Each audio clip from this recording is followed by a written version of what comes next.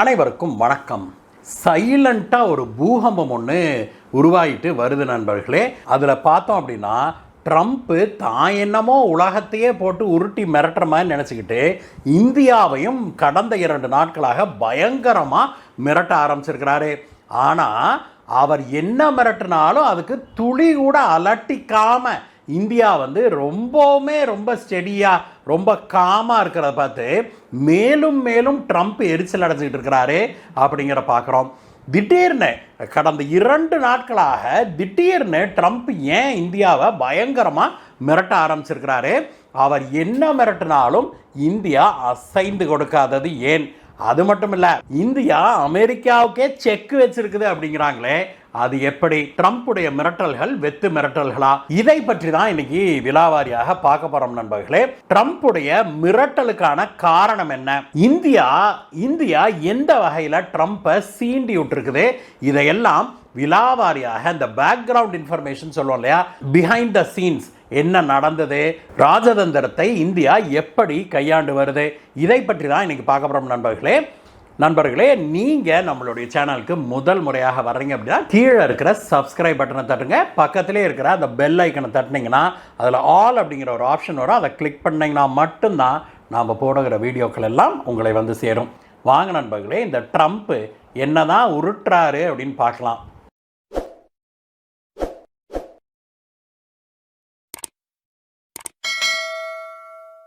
உங்கூட்டு உருட்டா எங்கூட்டு உருட்டா என்னமா உருட்டுறாங்க பாரு அப்படின்னு நான் சொன்ன உடனேயே நீங்கள் யாரை நினைப்பீங்க, எந்த கட்சியை நினச்சிருப்பீங்க, தமிழகத்துடைய எந்த கட்சியை நினச்சிருப்பீங்க அப்படிங்கிறது நமக்கு தெரியும்.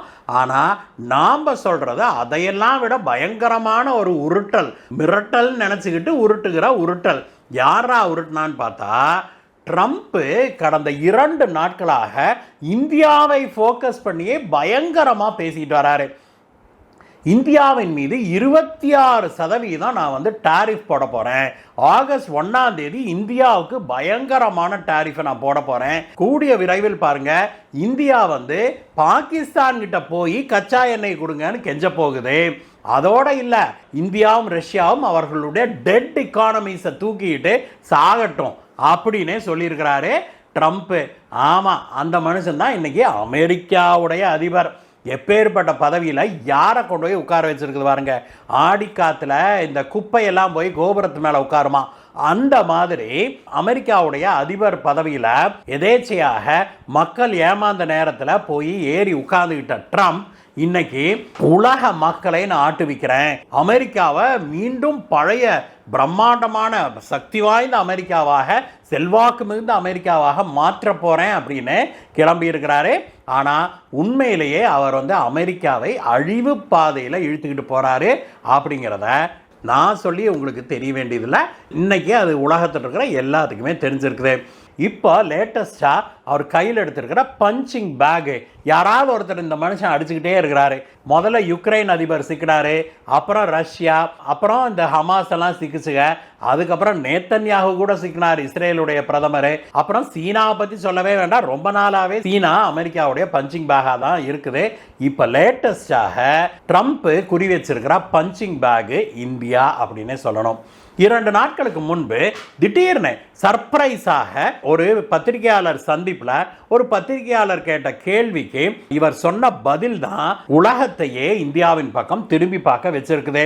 சம்பந்தம் இல்லாமல் இந்த மனுஷன் திடீர்னு இந்தியாவை நாங்கள் முடிச்சு கட்ட போகிறோம், இந்தியாவின் மீது நாங்கள் 25% டாரிஃப் போட போகிறேன் அப்படின்னு சொல்லி அறிவிச்சாரு.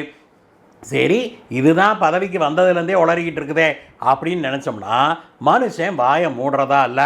இங்கே பாராளுமன்றத்தில் நம்முடைய பிரதமர் திரு நரேந்திர மோடி அவர்கள் எவ்வளவு கண்ணியமாக ஒரு கட்டுக்கோப்புடன் ஒரு உலகத்தில் இருக்கிற அனைவரையும் மதித்து மரியாதையோட பேசிக்கிட்டு இருக்கிறாரு. பாகிஸ்தானுக்கும் இந்தியாவுக்கும் நடந்த பிரச்சனை ஆபரேஷன் சிந்தூரின் போது கூட வெளியிலிருந்து யாரோடும் நாங்கள் மத்தியஸ்தம் பேசவில்லை, அப்படின்னு பிரதமர் சொன்ன மறுநாள் காலையில் இந்த ட்ரம்ப் என்ன சொல்கிறாரு, நான் தான் இந்தியாவுக்கும் பாகிஸ்தானுக்கும் பிரச்சனை தீர்த்து வச்சேன், இல்லைன்னா பயங்கர பிரச்சனையாக இருக்கும் தெரியுமா அப்படின்னு இந்த மனுஷன் ஆரம்பித்தார். அதன் தொடர்பாக தான் ஒரு பத்திரிகையாளர் கேட்டபோது ஆகஸ்ட் 1ஆம் தேதியிலிருந்து கண்டிப்பாக இந்தியாவுக்கு 26% டாரிஃப் உறுதி அப்படின்னு சொல்லி சொன்னார். அதாவது இந்தியாவிலேருந்து ஏற்றுமதி ஆகிற அமெரிக்காவுக்கு ஏற்றுமதி ஆகிற பொருட்களுக்கு அமெரிக்காவுக்குள்ளே போகிறதுக்கு அந்த பொருளுடைய மதிப்பில் 26% தான் வரி போட போகிறேன்னு சொன்னார். சரி, ஏதோ மனுஷன் ஒரு தடவை சொல்கிறாரு, ஏன்னா ஏற்கனவே இந்தியாவுக்கும் அமெரிக்காவுக்குமான நெகோசியேஷன் நடந்துக்கிட்டு இருக்குது ட்ரேட் அக்ரிமெண்ட்டுக்கு.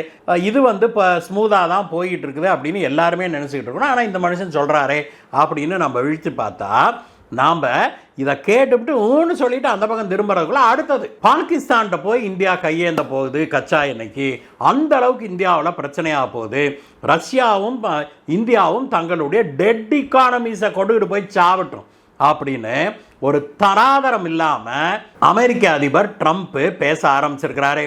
அவருடைய பேச்சுக்கள்ல இருந்து ஒரு விஷயம் தெளிவாக தெரியுது நமக்கு நண்பர்களே.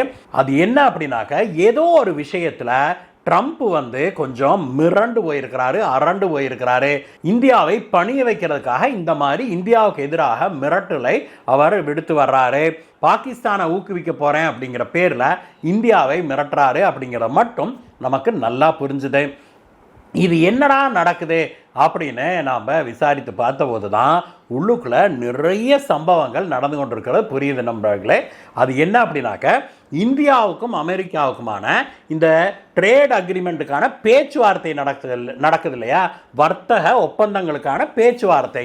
அந்த ஒப்பந்தங்களுக்கான பேச்சுவார்த்தையில் அமெரிக்காவுக்கும் இந்தியாவுக்கும் ஒரு இணக்கம் ஏற்பட மறுக்குது அப்படின்னும், இந்தியா பல விஷயங்களில் அமெரிக்கா என்ன சொன்னாலும் சரி நான் இறங்கி வர முடியாது அப்படின்னு பாரத பிரதமர் திரு நரேந்திர மோடி அவர்கள் பிடிவாதமாக நிற்கிறாரு அப்படின்னும், இது வந்து ட்ரம்ப்பை எரிச்சல் அடைய வச்சிருக்குது அப்படிங்கிறதும் நம் காதுகளுக்கு எட்டுச்சு. என்னடா நடக்குது அப்படின்னு பார்த்தா, இந்தியா வந்து ஒரு சில விஷயங்களில் மிகவும் ஒரு ஸ்ட்ராங் மேனை போல பிடிவாதமாக நிற்குது அப்படிங்கிறது தெரிய வருது. குறிப்பாக அமெரிக்கா வந்து 26% நம்ம மேலே டேக்ஸ் போடுவேன்னு சொல்லுது இல்லையா, அதெல்லாம் நாங்கள் ஏற்றுக்க முடியாது, நீங்கள் குறைச்சே ஆகணும்னு பிடிவாதமாக நிற்குதான். பொத்தாம் பொதுவாக கூட இது இல்லாமல் குறிப்பாக இந்தியாவுடைய எஃகு ஆலை ஏற்றுமதி இருக்குது இல்லையா, அயன் ஓர், அந்த ஏற்றுமதிக்கு அமெரிக்காவில் இந்த புதிய வரிகள் விதிச்சாங்கன்னா கிட்டத்தட்ட 50% வரி வரும் அப்படின்னு தெரிய வந்திருக்குது. இதை வந்து ஏற்றுக்கொள்ள முடியாது அப்படின்னு சொல்லி இந்தியா சொல்லியிருக்குது. இது மட்டுமல்ல, இந்தியாவில் இருந்து நிறைய ஆட்டோ காம்பனன்ட்ஸ்னால் என்னது, நம்ம வாகனங்கள் 2 சக்கர 4 சக்கர வாகனங்களுக்கான உதிரி பாகங்கள் இருக்குது இல்லையா, அதை வந்து நம்ம நிறைய ஏற்றுமதி செய்கிறோம். இந்த தொழில் பார்த்தோம்னா கோயம்புத்தூர் பக்கம்லாம் நிறையவே இருக்குது நண்பர்களே. இந்த ஏற்றுமதிகளுக்கு அமெரிக்கா வந்து கடுமையான வரி விதிக்கணும் அப்படின்னு சொல்கிறதாகவும், அதை நாங்கள் ஏற்றுக்கொள்ள முடியாது அப்படின்னு இந்தியா பிடிவாதமாக நிற்பதாகவும் சொல்லப்படுது. அது மட்டும் இல்லை, இந்தியாவில் இந்த லேபர் ஓரியன்ட் இண்டஸ்ட்ரீஸ்ன்னு சொல்லுவோம் இல்லையா, இந்த நெசவு தொழிலாகட்டும் விவசாய தொழிலாகட்டும், அதே போல் இந்த diamond cutting industry GeM cutting industry இருக்குது இல்லையா, அந்த டைமண்ட் இண்டஸ்ட்ரி, அப்புறம் ஜுவல்லரி மேக்கிங் இண்டஸ்ட்ரி, இதெல்லாம் கோயம்புத்தூர்லேயும் நிறைய இருக்குது நண்பர்களே. ஜுவல்லரி செய்கிறாங்க இல்லையா, நகைகள், அந்த இண்டஸ்ட்ரி, நகையை செஞ்சு நம்ம ஏற்றுமதி பண்ணுறோம் நிறையா, அந்த தொழில்கள். அது மட்டும் இல்லாமல் இப்போ சென்னை பக்கம் போனோம்னா லெதர் இண்டஸ்ட்ரி இருக்குது இல்லையா, தோல் பொருட்கள், அந்த இண்டஸ்ட்ரி ஆகட்டும், இது போன்ற பல இண்டஸ்ட்ரிகள் நமக்கு லேபர் இன்டென்சிவ் இண்டஸ்ட்ரிகளாக இருக்குது. இந்த இண்டஸ்ட்ரிக்கெல்லாம் வந்து அமெரிக்கா கூடுதலாக வரி விதிப்பதை நாங்கள் ஏற்றுக்கொள்ள முடியாது அப்படின்னு சொல்லி இந்தியா கண்டிப்பாக சொல்லிவிட்டது. அது மட்டும் இல்லை, அமெரிக்க அதிபர் ட்ரம்ப்புடைய மிகப்பெரிய கோரிக்கை என்ன தெரியுமா, அமெரிக்காவில் இருக்கிற அக்ரிகல்ச்சரல் குட்ஸை இந்தியாவுக்கு சலுகையுடன் இங்கே ஏற்றுமதி பண்ணணும் அப்படிங்கிறது. அதாவது இந்தியா வந்து அமெரிக்காவுடைய அக்ரிகல்ச்சரல் குட்ஸை வாங்கணுமா, என்ன பால் வெண்ணெய், அது மட்டும் இல்லாமல் அவங்களுடைய பெரிய பொருட்களான மக்காச்சோளம், அது மட்டும் இல்லை சோயா, இதையெல்லாம் வந்து எந்த விதமான வரியும் விதிக்காமல் இந்தியா இறக்குமதி செய்யணும், கட்டுப்பாடுகள் இல்லாமல் இறக்குமதி செய்யணும் அப்படின்னு சொல்லி அமெரிக்கா பிடிவாதமாக நிற்குது. அதோடு இல்லை, ஜெனட்டிக்கலி மாடிஃபைடு கிராப்ஸ் இருக்குது இல்லையா, இதை இந்தியா வந்து ஏற்றுக்கொள்வது இல்லை. ஆனால் அமெரிக்கா வந்து என்ன சொல்லுது, ஜெனட்டிக்கலி மாடிஃபைடு கிராப்ஸில் தயாராகிற அந்த பொருட்களையும் இந்தியாவுக்குள்ளே இறக்குமதி செய்கிறதுக்கு டியூட்டி ஃப்ரீ அனுமதி வழங்க வேணும் அப்படின்னு சொல்லுது. இந்தியா வந்து பிடிவாதமாக இந்த விவசாய பொருட்கள் மற்றும் ஜெனட்டிக்கலி மாடிஃபைடு ஃபுட்ஸு, அது மட்டும் இல்லாமல் நம்மளுடைய பால் பொருட்கள், பால், வெண்ணெய், சீஸு, இது போன்ற பொருட்களை அமெரிக்காவிலேருந்து நம்ம வரி இல்லாமல் இங்கே இறக்குமதி செய்வதற்கு நாங்கள் அனுமதிக்கவே மாட்டோம் அப்படின்னு உறுதியாக சொல்லிருச்சு அப்படின்னு சொல்கிறாங்க. இதனால் இந்தியாவுக்கும் அமெரிக்காவுக்குமான இந்த பேச்சுவார்த்தையை இப்போ முட்டுக்கட்டை போட்டு நிற்கிது அப்படிங்கிறாங்க. இந்த விஷயம் ட்ரம்ப்புடைய காதுகளுக்கு எட்டின பிறகு தான் ட்ரம்ப்பு மனுஷன் டென்ஷன் ஆகிட்டாரு அப்படின்னு சொல்கிறாங்க. அதில் இருந்து இந்த மனுஷனுக்கு தூக்கமே வரல போல் இருக்குது. தூங்கி எந்திரிச்சா வாயை திறந்தா இந்தியா இந்தியா இந்தியான்னு புலம்பிக்கிட்டே இருக்கிறாரு. அவருடைய குறிக்கோள் ஒன்றே ஒன்று தான் நண்பர்களே, எப்படியாவது மிரட்டி இந்தியாவை பணிய வைக்க வேணும் அப்படிங்கிறதான். ஆனால் அந்த மனுஷனுக்கு தெரியல, நம்ம ஊரில் காலங்காலமாகவே ஒரு பழமொழி இருக்குது. என்னது? மிரட்டி மீன் குஞ்சு பிடிக்க முடியாது அப்படிங்கிறதான். இந்தியாவை அவ்வளவு எளிதில், அதுவும் பிரதமராக நம்முடைய திரு நரேந்திர மோடி அவர்கள் இருக்கிறது வரைக்கும் இந்தியாவை இப்படியெல்லாம் மிரட்டி பணிய வைக்க முடியாது அப்படின்னு ட்ரம்ப்பு உணர ஆரம்பிச்சிருக்கிறாரு. அந்த ஃப்ரஸ்ட்ரேஷனுடைய வெளிப்பாடு தான் இந்த மனுஷன் தூக்கத்தில் கூட இந்தியா 25% இந்தியா இந்தியா இந்தியான்னு உளறிக்கிட்டு இருக்கிறது அப்படின்னு உலக ராஜதந்திரிகள் சொல்கிறாங்க. எது எப்படி இருந்தாலும் நண்பர்களே, அமெரிக்காவுடைய இந்த ப்ரெஷருக்கு யூரோப் மண்டிட்டு இருக்கலாம். யூரோப்புக்கு பார்த்தீங்க அப்படின்னாக்க அமெரிக்காவிலிருந்து யூரோப்புக்குள்ள இறக்குமதி ஆகிற பொருட்களுக்கு எந்த வரியும் கிடையாது. ஆனால் யூரோப்லேருந்து அமெரிக்காவுக்கு போகிற பொருட்களுக்கு கிட்டத்தட்ட 20% வரின்னு அவங்க ஒப்பந்தமே போட்டுக்கிட்டாங்க. அந்த மாதிரி ஜப்பான் உள்ளிட்ட சில நாடுகளை பணிய வச்சிருக்கிறாரு ட்ரம்ப்பு. ஆனால் அந்த பருப்பெல்லாம் இங்கே வேகாது சாமி அப்படின்னு நம்முடைய பிரதமர் மோடி தெளிவாக ட்ரம்ப்பை செவினியில் அரைஞ்ச மாதிரி சொல்லியிருக்கிறாரு அப்படிங்கிறதான் உண்மை.